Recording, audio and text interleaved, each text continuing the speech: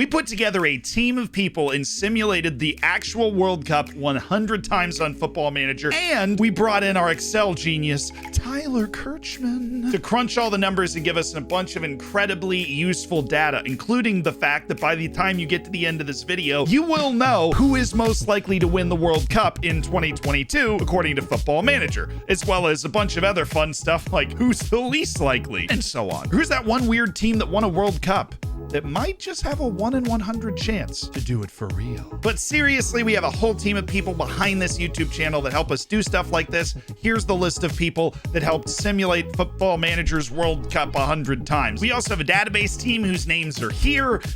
I don't know why we did it like that. There's only 2 of them, but they're great. They helped set up the actual database, made it airtight, right teams, right places, so on and so forth, so that we could simulate it 100 times. Without further ado, though, it's time to meet the list you've all been waiting for. The 5 worst teams from the simulation. Is that what you expected me to? I don't know what you expected me to say. Right. And we start with the 5th worst team. This team averaged just 1.7 points per simulation. So you think about, they averaged somewhere between 1 and 2 points per simulation. They only won a game in the simulations 30% of the time, which might sound high, but it is still obviously low. And that team was Iran. Iran from Group B with England, the United States of America. Yeah! And Wales. They really struggled, but nowhere near compared to the worst teams in this group. The 4th worst team was Canada. I'll be honest, Football Manager is always hating on the Canadians in Group F. They finished behind Belgium, Croatia, and Morocco a lot. Morocco is actually pretty good. They were dropping in over 3 average points per simulation. They had 3.57, and as a result, Canada was at just 1.59. The 3rd worst team in the simulations, Costa Rica. Hey, what's up? My name's Sealand, and I'm white. I did my best, though. They averaged 1.52 points per simulation, but there's a massive drop-off from them to number 2, so let's get to number 2. Honestly, this one is going to surprise you, because number 2 for the worst teams in the simulation is Qatar. Qatar, the hosts, going to their first ever World Cup, are basically supposed to be the worst team, except according to the simulations, they're not. And I kind of predicted this up close, because firsthand, they were in the Gold Cup, because Qatar Airways sponsored the Gold Cup, and apparently you can buy anything. The Gold Cup being the championship of CONCACAF, which is North, Central America, and the Caribbean, and Qatar. I mean, if you just like cut them out and move them. Yeah, that looks right. Okay. The point is, in the Gold Cup, they made the semifinal and honestly should have gone to extra time with the United States. They would have if they hadn't missed a penalty that was missed incredibly poorly. It's really bad. They finished with 1.04 average points per simulation. While not great, is also not last, because in last, the worst team in the simulations, Saudi Arabia. The Saudis, who are absolute experts at making the World Cup and then doing absolutely nothing with it, averaged 0.86 points per simulation. That's a massive difference. They won 13% of the time. They only had a win in 13% of the simulation. And if they won 2 games in one simulation, then obviously that number is even lower. It's crazy. Their average goal difference was minus 5.06. And now for the teams that were the best in the group stages, because of course I have to specify when you're talking about the best teams, because we've got knockout success rates to talk about later. But number 5, Brazil. Putting Germany behind them from 2014, this Brazilian national team went unbeaten in South American qualifying, and they looked like it during the simulations, averaging 6.44 points per simulation. Honorable mention to Belgium, who averaged 6.3 and was actually the 6th best team in the group stages. But Brazil edged them out to finish in the top 5. Number 4,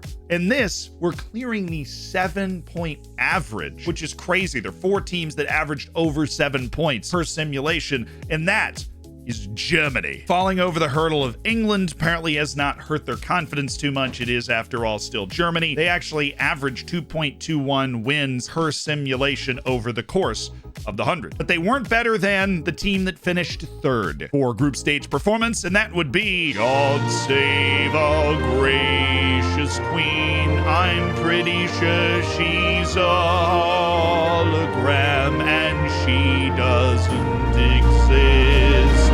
England averaged 7.06 points per group stage, and they managed to do that while averaging less wins per simulation than Germany. They only had 2.18, but they averaged more draws and less losses. So, yeah. Number 2, the second best team in the group stage is probably going to surprise you. It's Argentina. Lionel Messi's not done. An average of 7.27 points per qualification attempt. That's so much.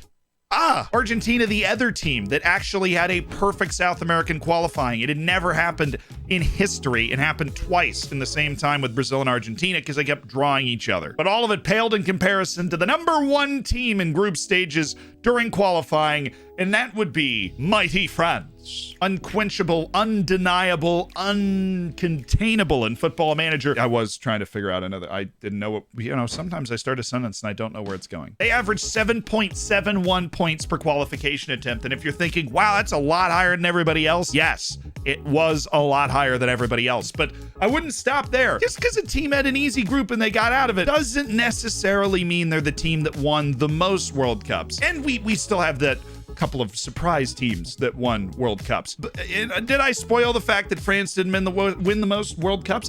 Yes, they didn't. But they had a really easy time in the groups. They qualified 98% of the time. 100 simulations, France missed the knockouts twice. So we know what's happening in November. Germany qualified 97% of the time. Argentina and England, despite the fact Argentina had the second highest average points, down at 92%. Belgium and Brazil at 88%. The other teams that qualified over 80% of the time in order were Uruguay at 87%, Spain at 85%, Netherlands at 84%, Denmark at 83%, and Senegal at 81%. There were only 2 other teams over 70% or above the United States at 56%. That would be Croatia, who qualified 72% of the time, and Portugal, who qualified 71% of the time. Mexico and Poland were the only other teams that qualified over 50% of the time. And of course, we know Mexico is going to qualify for the round of 16 because they've made the round of 16 and then lost like 25 consecutive World Cups. You might be wondering who qualified the least. I have bad news. It was actually Qatar. Despite the fact that they put together more points than Saudi Arabia, they only qualified once in 100.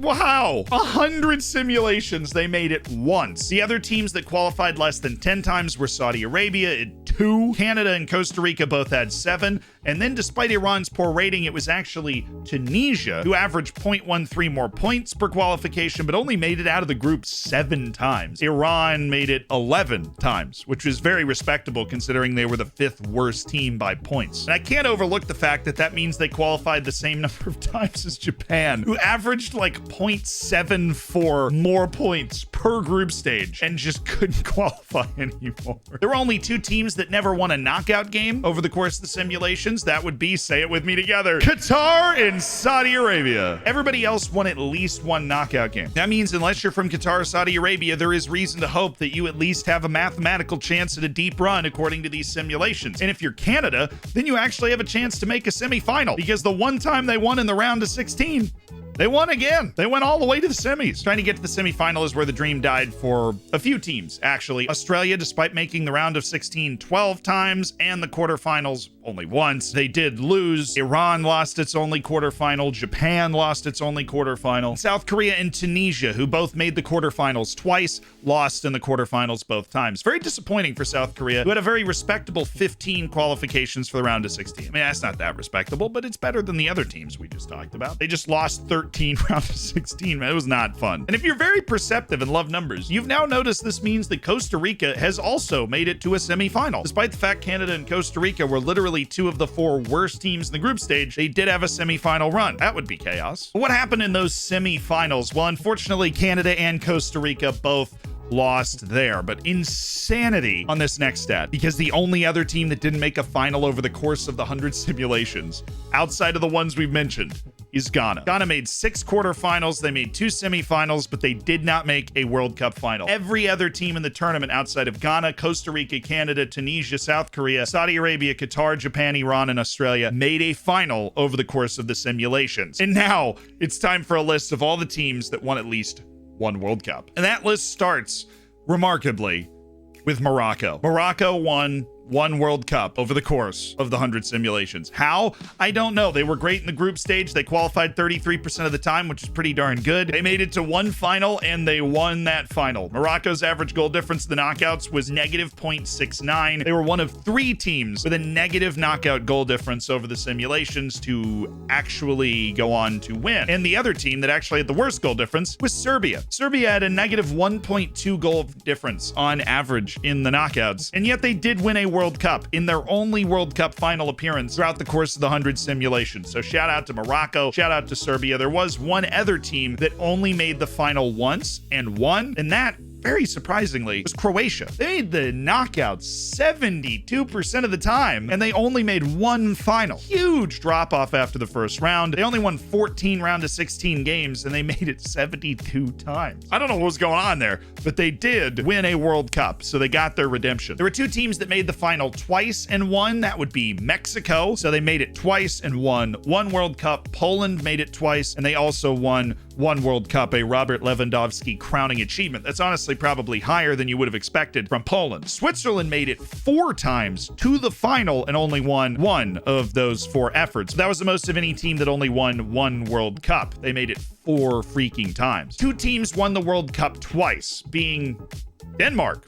Congratulations to the Danes. They made 3 finals and won 2. And then the Netherlands only won 2, but the Netherlands made the final 11 times. More than 10% of the time, the Netherlands was in the final and only won it twice. Next, we have the only team that won 3, Portugal. Portugal only made the final 6% of the time, which is pretty disappointing. That's 6 trips in 100, but they did win half of them. After that, we have a jump up to 6 where there are 3 different teams there. First, Uruguay. How did you get here? They made 11 finals, the same as the Netherlands, and actually won, obviously, 6 of them. Not only is that a solid, respectable number of trips, it's a good conversion rate once they got there. Uruguay, trying to roll it back to 1934. We also had Belgium, who made 14 finals to win 6. And then, and this will stun you, England. Well, actually, it's probably more realistic. They made the final 18 times, which is less than almost every team above them. They only won it 6 times. They won the final 33% of the time that they made it. That's just so embarrassing. After that, we have the heavy hitters, the top 5. Brazil made the final 13 times, but won it 11. That is a crazy conversion rate. They won 11 of the World Cups in the simulations. Argentina also won 11, but made 23% of the finals. They made 23 out of 100 finals and only won 11. Then there's France, who only won 12. They only won 12 World Cups. They made 26 finals. So the curse isn't alive, but they did struggle. The weird statistical anomaly, France actually by far was the most likely winner of the 3rd place game because they made the semifinal 49% of the time and failed to convert a lot. They lost a semifinal 23 times and won the 3rd place game 17 of those 23 times. Just weird. Kind of cool. Number 2, Spain, who weren't excellent out of the group, but once they got out of the group, they were cooking. They got to the final 23 times. They won 16 finals. And the Netherlands is over in the corner going, please, not again. I don't know why they're English, but whatever. But the most likely winner of the World Cup is Germany. They won 19 World Cups. They also made the final the most times. They made the final 33% of the time in the simulations, which is insane. They only made the semifinal 41% of the time. So the semifinal conversion rate and the final conversion rate of Germany were off the charts. They had the highest likelihood to win the World Cup if they qualified for the knockouts, because if Germany qualified for the knockouts, they won the World Cup 20% of the time. So great knockout team. The only one close to that would be Spain, who when they qualified won it 19% of the time, but Germany seemingly in a league of its own when it came to winning knockout matches in these simulations. And to whet your appetite, who was the most likely Golden Boot winner? It was Kylian Mbappe. He averaged 7.29 goals per simulation. And if you want to check out more player statistics, those unfortunately are not done yet because Tyler has a life, but he was able to get this done for us. If you want to check out more of that stuff, I will be tweeting it out as soon as it is made available, and I highly recommend you follow my Twitter, because if you do follow the Twitter, your brain doubles in size. It's like science. Also, my good friends at Tifo Football invited me in to host a game show on their Tifo IRL channel, and we asked them questions about what they thought these results were going to be, because we finished the simulation in time to film that video with them. And they, of course, didn't have the luxury of watching this video like you did, so you get to watch Joe Devine and JJ Bull struggle to come up with the right answers and compete against each other for pride. And that link to that video will be down in the description. If you want to see how accurate this stuff can be, here is a video of my simulations of the European Championships 100 times before they happened. Check